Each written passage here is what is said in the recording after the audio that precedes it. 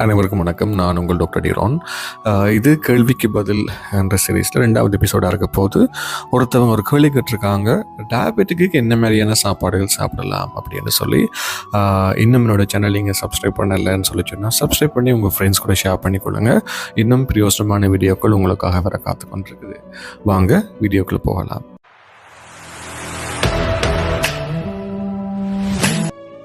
இவங்க என்ன கேட்டிருக்காங்கன்னு சொல்லி சொன்னால், டயபெட்டிக் உள்ளவங்களுக்கு என்ன மாதிரி சாப்பாடுகள் எடுக்கலாம்னு சொல்லி கேட்டிருக்கிறாங்க. இது காமனாக எங்களுக்கு வர கொஷின்ஸ். இதில் நிறைய கன்ஃபியூஷன் இருக்குன்னு சொல்லி சொன்னால், ஒருத்தவங்க சொல்லுவாங்க அதை சாப்பிடுங்க, அதை இன்னொருத்தவங்க சொல்லுவாங்க அதை சாப்பிடாதீங்க அப்படின்னு சொல்லுவாங்க. இது ஒரு ஒரு ஒரு கால்குலேஷன் அடிப்படையில் நாங்கள் ஒரு தீர்மானம் எடுக்கலாம். டயபெட்டிக் சாப்பாடு என்ன மாதிரின்னா, அதுக்கு போகிறதுக்கு முன்னாடி எங்களுக்கு ஒரு டேர்ம் ஒன்று தெரிஞ்சிருக்கணும், கிளைகமிக் இண்டெக்ஸ். நம்மளுமே ஜிஐன்னு சொல்லி சொல்லுவோம். அப்படின்னா என்ன, கிளைகமிக் இண்டெக்ஸ் அடிப்படையை வச்சு தான் நாங்கள் முடிவெடுக்கலாம் நீங்கள் இந்த சாப்பாடு சாப்பிடலாமா சாப்பிடக்கூடாதான்னு சொல்லி. என்ன சொல்லி சொன்னால், கிளைகமிக் இண்டெக்ஸ் ஒரு உணவுக்கு இருக்குது. ஒரு பழமாக இருக்கலாம், தானிய வகையாக இருக்கலாம், மரக்கறியாக இருக்கலாம், எல்லாத்துக்குமே கிளைகமிக் இண்டெக்ஸ் இருக்குது. அதாவது கிளைகமிக் இண்டெக்ஸ்ன்னு சொல்லி சொன்னால் என்னென்னா, நீங்கள் இந்த சாப்பாடு எடுத்த உடனே அதில் உள்ள அந்த சுகர் தன்மையின் காரணமாக உங்களோட சுகரை கூட்டக்கூடிய வீதத்திலையும் நாங்கள் அதை கேட்டகரைஸ் பண்ணியிருக்கிறோம். அப்போ இந்த கிளைகமிக் இண்டெக்ஸ் அடிப்படையில் உணவுகளை நாங்கள் 3 விதமாக வகுத்திருக்கிறோம். அதாவது low glycemic index, mid glycemic index, high glycemic இண்டெக்ஸ்ன்னு சொல்லி. லோன்னு சொல்லி சொன்னால் 55க்கு குறைவான இலக்கு, மீடியம்னு சொல்லி சொன்னால் 55க்கும் 69க்கும் இடையில வார பரிமாணம், 70க்கு மேலே வாரது வளமையாகவே நாங்கள் ஹை கிளைகமிக் இண்டெக்ஸ்ன்னு சொல்லுவோம். வளமையாகவே நாங்கள் டயபெட்டிக் பேஷண்ட்ஸை ஹை கிளைகமிக் இண்டெக்ஸ் உள்ள சாப்பாடுகள் எடுக்க வேணாம்னு சொல்லுவோம். மீடியத்தையும் அவாய்ட் பண்ண சொல்லுவோம். லோ கிளைகமிக் இண்டெக்ஸ் உள்ள உணவு வகைகள் தான் அவங்களுக்கு பொருத்தமான உணவு வகைகள். அப்போ லோ கிளைகமிக் இண்டெக்ஸை நாங்கள் எப்படி எங்கே போய் கண்டுபிடிக்கணும்னு சொல்லி பார்த்தேன்னு சொல்லி சொன்னால், அதுக்கு நல்ல விஷயம் ஒரு சார்ட் ஒன்று போடணும். உங்களுக்கு இந்த வீடியோலேயே நீங்கள் பார்த்துக்கொள்ளலாம்.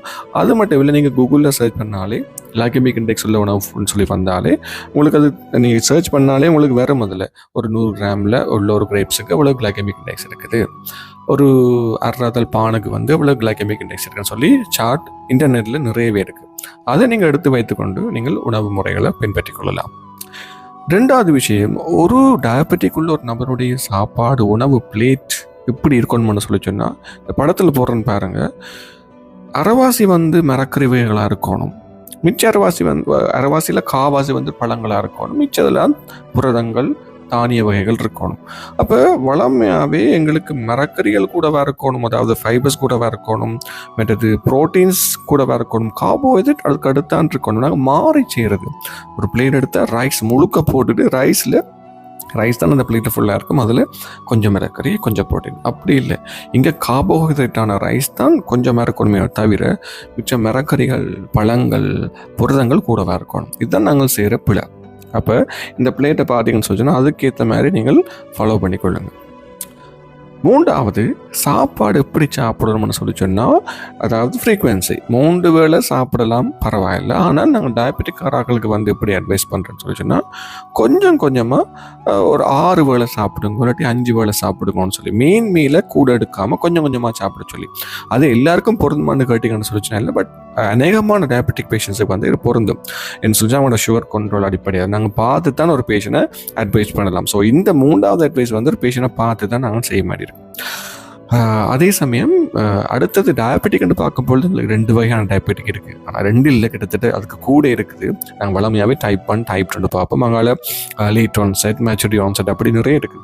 பட் காமனாகவே டைப் 1 பார்க்கும்பொழுது இன்சுலின் டிபெண்ட், உங்களோட உடம்புல இன்சுலின் இல்லை, இன்சுலின் எடுத்தே ஆகணும். டைப் 2 இன்சுலின் இருக்குது, ஆனால் இன்சுலினுக்குரிய ரெசிஸ்டன்ஸ் உங்களோட பொடியால் காட்டப்படுது. அதுக்கு தான் இந்த உணவு வகைகள் பொருத்தமாக இருக்கும். டைப் 1க்கு இன்னும் ஜாக்கிரதையாக இருக்கணும். நீங்கள் இன்சுலின் எடுக்க கேட்கல, சுகர் குறைவாக போக பார்க்கும். அது நேரடியாக நீங்கள் ஒரு வைத்தியரை பார்த்து ஒரு நபருடைய சுகர் கண்ட்ரோல் என்ன மாதிரி இருக்குன்னு பார்த்து ஆலோசித்து செய்கிற ஒரு டெஸ்டிங். வளமையாகவே டைப் 2 ஆக்கள் தான் கூட, அவைகளுக்கு தான் இந்த உணவு பழக்க முறைகள். ஸோ மறந்துடாதீங்க, இந்த அவங்க கேட்ட கேள்வி என்ன சாப்பிடலாம்னு கேட்டால், இது முழுக்க கிளைகமிக் இண்டெக்ஸ் அடிப்படையாக இருக்குது. நான் ஸ்க்ரீன்லேயும் போடுறேன் கிளைகமிக் இண்டெக்ஸ், என்னென்ன உணவுகளுக்கு என்னென்ன கிளைகமிக் இண்டெக்ஸ், அன்னாசிக்கு என்ன, ஆப்பிளுக்கு என்ன, ப்ரௌன் ரைஸுக்கு என்ன, ஒயிட் ரைஸுக்கு என்ன சொல்லி போடலாம். அதே சமயம் நீங்கள் இன்டர்நெட்லேயும் தேடி பார்த்துக்கொள்ளலாம். உங்களுக்கு இந்த வீடியோ பிடிச்சிருந்தேன்னு சொல்லி சொன்னால் உங்களோட ஃப்ரெண்ட்ஸ் கூட ஷேர் பண்ணுங்கள், லைக் பண்ணுங்கள், கமெண்ட் பண்ணுங்கள். இந்த வீடியோக்கு கீழே கமெண்ட் பண்ணுங்கள். உங்களுக்குரிய அடுத்த வீடியோ வந்து கொண்டிருக்கும். எங்களை மாதிரி ஹெல்த் லைஃப் ஸ்டைல் சம்மந்தமாக பேசுகிற கிரியேட்டர்ஸையும் நீங்கள் சப்போர்ட் பண்ணிங்கன்னு சொல்லி சொன்னால் எங்களுக்கு இன்னும் வீடியோஸ் போட ஒரு என்கரேஜ்மெண்ட்டாக இருக்கும்.